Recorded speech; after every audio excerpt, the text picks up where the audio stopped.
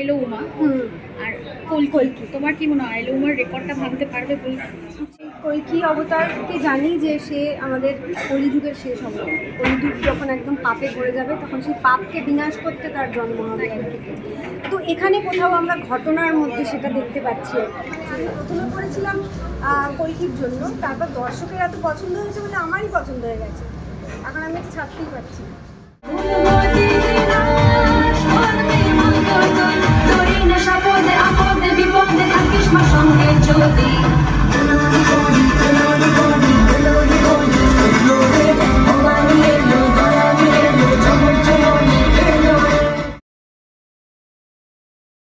পুজো প্রায় চলেই এলো, আর পুজো মানেই তার আগে নতুন অনেক পুজোর গান।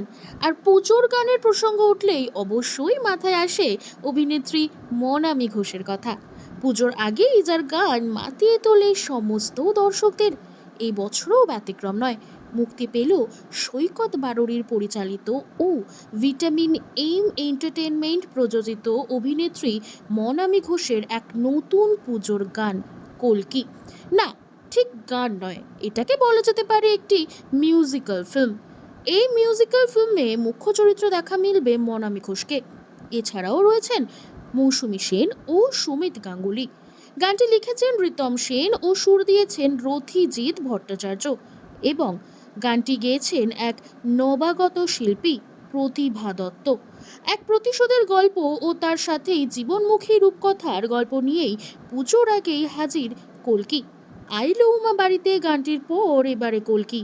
আইলো উমার রেকর্ড কি ভাঙতে পারবে কলকি? যদিও এ বিষয়ে বেশ আশাবাদী অভিনেত্রী মনামি ঘোষ। নমস্কার, আমি শ্রাবন্তী এন্টারটেনমেন্ট ডেস্ক থেকে। আজকে মানে পুজো মানে দুর্গা পুজো মানে মনোমেদির নতুন গান আমরা সবাই জানি, দর্শকরা জানেন। তো আজকের মনোমেদিকে আবার পেয়ে গেছি নতুন গান কলকি রিলিজে। তো মনোমেদি ফার্স্ট থেকে শুরু কেমন আছে?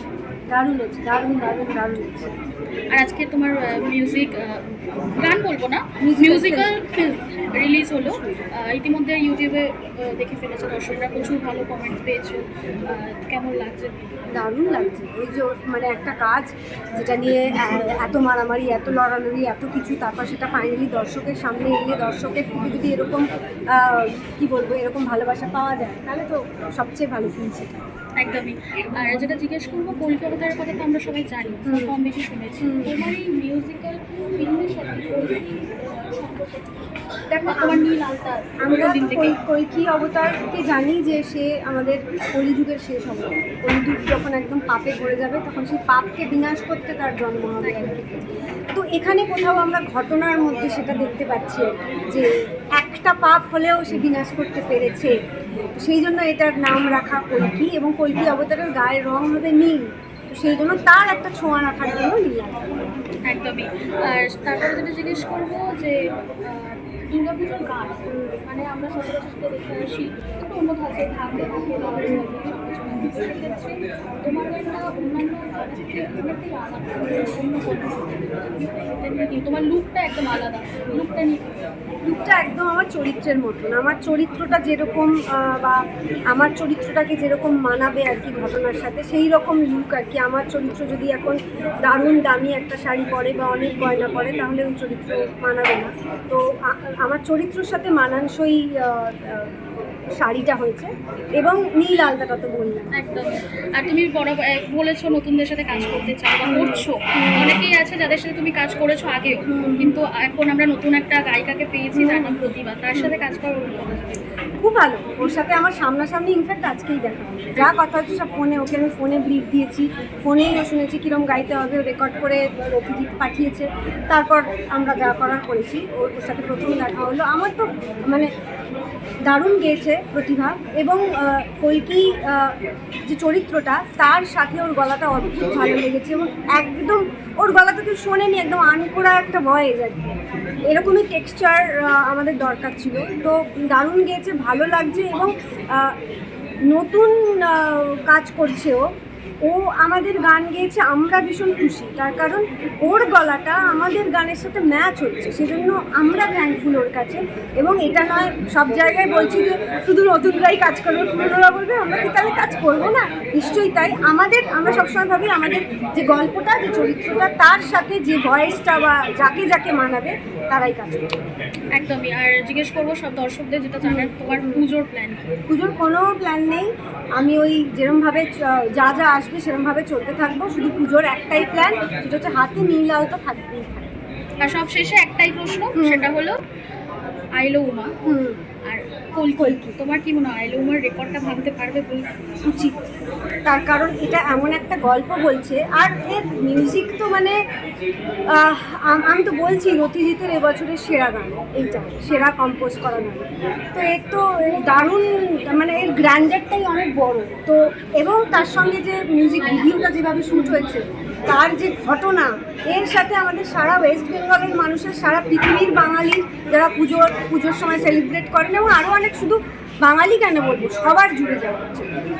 এখন এটাই বলবো, দর্শকের সামনে চলে এসেছে, তোমরা দেখো, শোনো, রিল বানাও, গান গাও, সব কিছু করো। ওই যে বললাম যে একটা মিডিয়া থেকে আমাকে বলে যে এবারের পুজোয় নাকি গ্রিন ব্লু, সেটা নীল আলতার জন্য, সেটাই করো। আর রফিদা এখানে মিউজিক করেছে, রফিদা কি বলবে বলো? আমরা এটাই চাই, গান পাড়ায় পাড়ায় প্যান্ডেলে প্যান্ডেলে বাজুক। একটা সুপারহিট গান মানে বাড়ি থেকে বেরোলাম, দেখলাম রাস্তায় শুনতে পাচ্ছি, এই বাড়িতে ওই বাড়িতে পাচ্ছে, সেটাই আশা করছি। গানটার সেই পোটেনশিয়াল রয়েছে, গানে রয়েছে কিনা সেটা তুমি বলবে। আমি বলবো ভিডিওতে অসাধারণ রয়েছে, মানে এরকম একটা ফিল্ম কমপ্লিট একটা মিউজিক ভিডিও দেখতে পেলাম দীর্ঘদিন পর, এরকম একটা complete music video, so understand. আর সৈকত তুমি বলে পুরো জার্নিটা নিয়ে যদি একটু বলো। জার্নি জাস্ট সকাল 7টার সময় শেষ হয়েছে আর কি জার্নি। কঠিন জার্নি, মানে প্রি প্রোডাকশন থেকে শুরু করে পোস্ট প্রোডাকশন সবটাই মানে এক্সিকিউট করতে অনেকটা সময় লেগেছে। আর সাথে যারা আমার টিম ছিল, টিম ছাড়া এটা কখনোই পসিবল হতো না। তো আমরা সবাইকে, যারা টিমের সাথে কাজ করেছে শুরু থেকে এখন অব্দি যারা রয়েছে, সবাইকে অনেক অনেক ধন্যবাদ। আচ্ছা, অনেকটা ইমোশনাল হয়ে যাচ্ছিল গানটা যখন দেখছিলে, মানে ফাইনাল যে প্রোডাক্টটা তোমাদের বেরোলো সেইটা দেখে দুজনেই খুব ইমোশনাল হয়ে যাচ্ছিল, মানে সেই মনের ভিতর কি চলছিল তখন? শুধু ফাইনালটা না, আমি তো এডিটেও অনেকবার দেখেছি, যতবার দেখেছি কালার হচ্ছে দেখছি, এডিটও দেখছি, শর্ট দেখছি, ততবারই যখন শর্ট দিয়েছি ইনফ্যাক্ট তখনও ওই রিয়েল বলতে পারো যে রিয়েল ইমোশন সেটা এসেছে, মানে গায়ে কাটা দিচ্ছে। আমি দেখলাম ইউটিউব প্রচুর লোক কমেন্ট করেছে যে গুজবাম্পস হচ্ছে, বলছে তো দারুণ একটা ফিলিং। আর একটা জিনিস বলছি, ওই যে শটটা, অনেক শটই আছে, মানে অনেক শট আছে যেটা দেখে দারুণ লাগছে। তার মধ্যে আমার যতগুলো ফেভারিট শট একটা বলছি, একটাতে দেখবে তোমরা একদম ফ্ল্যাশব্যাক থেকে ফেরার পরে দুর্গা ঠাকুর ওপরে উঠছে দুবার, তারপর আমি ওপরে যাচ্ছি। ওই শটটা অ্যাকচুয়ালি আমরা এটা ইন্সপায়ার্ড বাই কয়েকদিন আগে, গত বছর বোধহয় কালী মায়ের একটা রিল বেরিয়েছিল, তোমরা দেখবে, ওটা বোধহয় বুড়িমা এরকম কিছু বলা হয়, ওই ব্যারাকপুর বড় মা নয়, খোঁজ নিয়েছি, হ্যাঁ বুড়ি মায়ের একটা মিছিল বেরিয়েছিল, হ্যাঁ এক্স্যাক্টলি ওই শটটা আমাদের ভীষণ ইন্সপায়ার করেছে, ওই জিনিসটা, মানে ওটার মধ্যে যেন কি একটা ফিল আছে, তো সেইটা ওই শটটা, তো আমার ওইটা সবচেয়ে ফেভারিট শট এই পুরো মিউজিক্যাল ফিল্মে। আর এটা থ্রিডি ইফেক্টও কিছুটা পাওয়া গেছে পরের দিকে, শেষের দিকে, সেটাও একটা খুব ভালো লাগে ওখান থেকে। আর শুরুতে যেটা ভিকিদা বলছিল যে তোমার গানের জন্য ওয়েট করে থাকা পুজোতে, আর ভিকিদা বলো, তোমার প্রথম ভয়েসটা তোমারই, ভিকিদা কি বলবে? আমি এটাই বলবো যে মানে প্রেডিক্ট করা যাচ্ছে লক্ষ লক্ষ রিলস হবে, এবং গানটা যে দ্রুত গতিতে ঝড়ের মতো ছড়িয়ে পড়বে সেটা জাস্ট সময়ের অপেক্ষা। দর্শকদের কি বলবে মনামি? দর্শকদের এখন একটাই কথা বলার, সেটা হচ্ছে যেটা বললাম আর কি শুরুতে, যে ভিডিও যেটা বললো এক্ষুনি, যে তোমরা ভীষণভাবে শোনো, পাড়ায় পাড়ায় বাজাও, এবং আমার মনে হয় এই গানের যে ঘটনা, তার সাথে বোধহয় সবার জুড়ে যাওয়া উচিত। এই ঘটনাটা আমার, তোমার, আমাদের সবার ঘটনা, সবার জুড়ে যাওয়া উচিত। তোমরা রিল বানাও, ছড়িয়ে দাও সবার কাছে। আর একটু আগে ম্যাম বলছিলেন যে গানটা যখন আমি যখন গাই তখন শুধু গানটা শুনি, আর আমাকে এক্সপ্লেন করা, মানে স্টোরিটা কি ম্যাম আমাকে স্যার আমাকে গাইড করেন সুন্দর করে কীভাবে গাইতে হবে, কোথায় রাগ লাগবে, কোথায় ইমোশনস কতটা আমাকে এক্সপ্রেস করতে হবে। বাট যখন আজকে ভিডিওটা দেখলাম তখন সত্যি সত্যি মানে আমাদের সবার তো চিন্তা ওখানে, বাট আমি শুধু ইমাজিন করে গেছি। আজকে যখন দেখলাম তখন আমিও ভীষণ ইমোশনাল হয়েছি আর ওয়ার্থেড সিঙ্গিং। অ্যান্ড আমি এটাই বলছিলাম যে আমার প্রথম বড় কাজ আর একটা দর্শক বোঝার গান দিয়ে শুরু হচ্ছে, মানে এত বড় বড় ব্লেসিংয়ের সাথে আমার স্টার্ট হচ্ছে। স্টুডেন্ট এক্সপেক্ট মোর, এটাই উইশ করবো যে প্রত্যেকবারের মতো ম্যামের গান যেমন ভাইরাল হয় এবং আরও That's it. স্যারের গান যেমন ভাইরাল হয়, গাও গাও গাও।